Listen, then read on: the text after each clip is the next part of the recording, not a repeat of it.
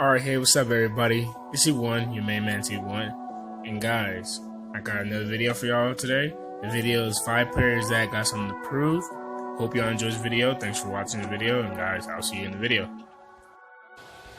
Alright, so this list is not going to be in order, but this list is just going to be how I'm saying it. But at number 5, even though I'm saying number 5, it doesn't mean he's like the last player, but y'all understand. But at number 5, we do have Russell Westbrook, the Birdie. Now, why put Russell Westbrook on this list? But what happened last year with Russell Westbrook, with him and PG, they ended up getting to the first round. I believe they got dropped out by the Trailblazers in 6 games. In 5 games. Dame Dollar hit the clutch shot for the game winner. Now, Russell Westbrook, he did average 3 in 3 consecutive years. He averaged triple doubles. Now, the reason why I actually put him on this list is, if y'all didn't know, Russell Westbrook was traded to the Houston Rockets in a trade holding a mini draft picks in CP3, right? So Westbrook has something to prove. If he can take that second option on again and being that second or being a third player if the Houston Rockets get somebody else big, being that second player that can come and say, like, I'm here, James Harden is there. When James Harden needs help, I'm there. This is my team. This is my team when James Harden is not on that night. He needs to be able to do that. That's why he got something to prove, because everybody was criticizing him when he was back with Oklahoma City Thunder. Steve Adams giving him rebounds for little triple doubles. But Russell Westbrook have something to prove with this team, because he needs to show everybody that he is that second option on a championship team. But that's really anything I say about Russell Westbrook, so that's the reason why I have him at 5. Coming in at number 4, we got the infamous Kyrie Irving. Now, the reason why I have Kyrie Irving at number 4 is because he has something to prove, and this is what the list is talking about. Kyrie Irving has something to prove with the Brooklyn Nets. Now, back when he was with the Celtics, he did play 2 years with the Celtics. He was traded to the Celtics from the Cavaliers, and he wanted to be his own man, right? So now he comes to the Celtics. He gets injured the year going to the playoffs. He wasn't able to play. His team didn't carry his team, right? So going to this year when Kyrie Irving was the man on the team, he didn't do that well being the main focus on the team, and he has something to prove with the Brooklyn Nets, because he joined the Brooklyn Nets thinking that he can be his own man with Kevin Durant even going there. So I don't get how he would actually be his own man. But everybody was criticizing him for being a locker room presence, like him being in the locker room with like Jason Tatum, Gordon Hayward, discouraging their confidence, Jaylen Brown, and all of them. We're gonna see what's gonna happen this year with him in the locker room with the up and coming Nets team with Chris LeVert and all of them good players. So we're gonna see what Kyrie Irving can do. He's for his 2018-2019 season, he only played 67 games, got 24 points, 7 assists, and 5 rebounds. So telling from that stats that he can play make. He shot 49% from the field, shot 40% from the 3-point line, shot 87% from the free throw line. So him coming to this team is actually going to improve their record, and I believe he's not that locker room presence, but I mean that locker room cancer, how everybody said he was in Boston. He will have everything to prove out there. Coming in at our honorable mention, we do have Carmelo Anthony. So with Carmelo Anthony right here, he is an honorable mention because he's not longer in the NBA. So we're going to say he got something to prove, because Carmelo Anthony needs to be able to get back to the NBA team. Now, personally, I really don't like him, but I can't express really feelings on this channel. It's all about subjective and objective commentary. Carmelo Anthony, he's a decent player. He can spot up 3-pointers on the side. He can get you points when you need him to. He can come off like a 20-30 point per game. Like, he can get like 30, 20 coming off the bench. And it's like, he got something to prove, because we're actually going to talk about what happened with the Thunder. Now, when he was on the Thunder, he was averaging, I believe, 17, 18 points. They lost in the first round again. That was the first time when the big three hooked up. And everybody was clowning him, telling him that he wasn't really that good because all that stuff happened. So he ended up getting traded to the Hawks. The Hawks ended up waiving him and blah, blah, blah. You know that. And then he ended up going to the Rockets. Now, they did only play in 10 games. He only played in 10 games with the Houston Rockets. And he only, I believe he had 20 or 30 points per game. I forgot. He had one of those. But he was shooting terribly from the field and from the three-point line. But he got something to prove because everybody's criticizing him right now. He did come out on ESPN. I did not watch the interview personally. I don't watch anything from ESPN. I only watch FS1 and The Earth. So I don't know what he actually said. But he got something to prove going into this season. I feel like if a contender team like the Lakers, the Clippers, the Warriors, some of those teams like sign him or the Bucks, he would be a great person coming off the bench because 70% in the NBA, he's up there.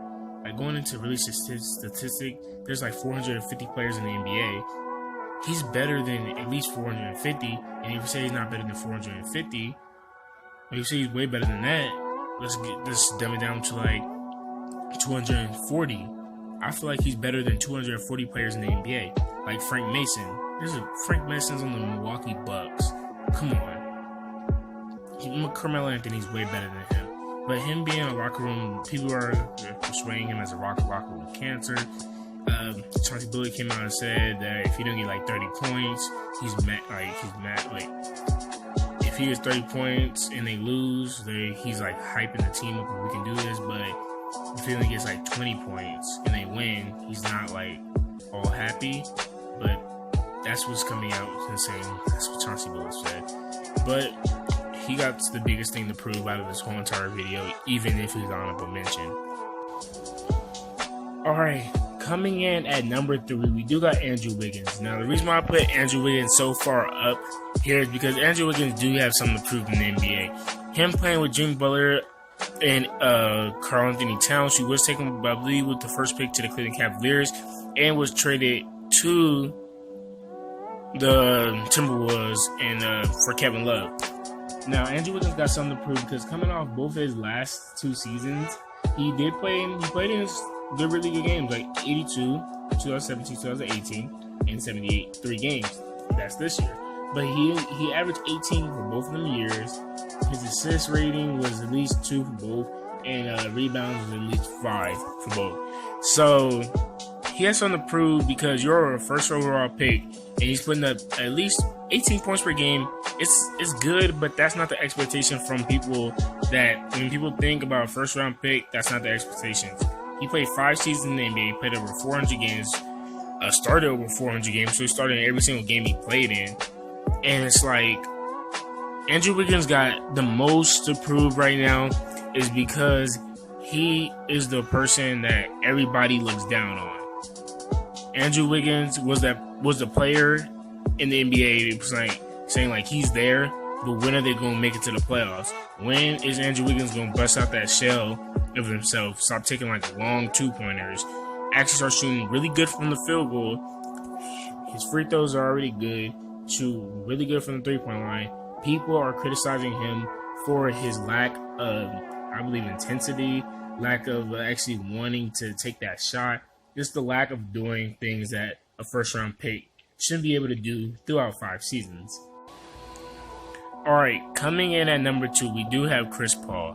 Now, I did talk about him earlier, say the downfall of Chris Paul's career, so I have a little backside. I'm going to be rinsing and repeating stuff that I got to say about Chris Paul. Now, Chris Paul has something to prove, but he ended up playing with the Houston Rockets. Of course, he was traded from the Clippers to the Houston Rockets. So, they didn't do that well.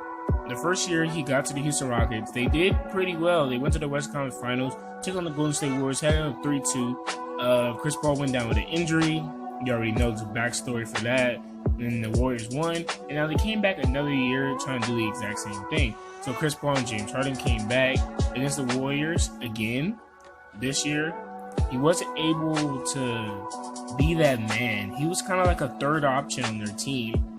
And it was like Clint Capella was the second option, or Eric Gordon, because Clint Capella didn't do it really that well in the series against the Golden State Warriors.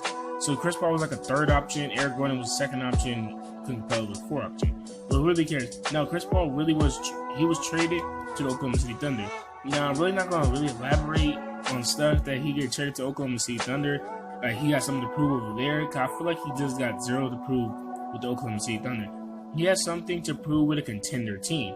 So if Chris Paul went to like the Lakers, okay, that means he would have something to prove. That means he's not old, he's not washed up. He's the player that can still get you 15 points per game, 10 assists, and like 2 steals per game. He can be that player on a championship contender. That's why I feel like he got the most, not the most to prove on this video, but he got a lot to prove because people are doubting him. His three-point ability, his abilities, passing, how old he's getting. He's on the worst contract in the NBA, which I believe he is. And most people around, he is on the worst contract in the NBA. But yeah, Chris Paul has a lot to prove this offseason. That's the. Alright, coming in at number 1. Now, if this was a ranking video, he would be number 1 in my opinion.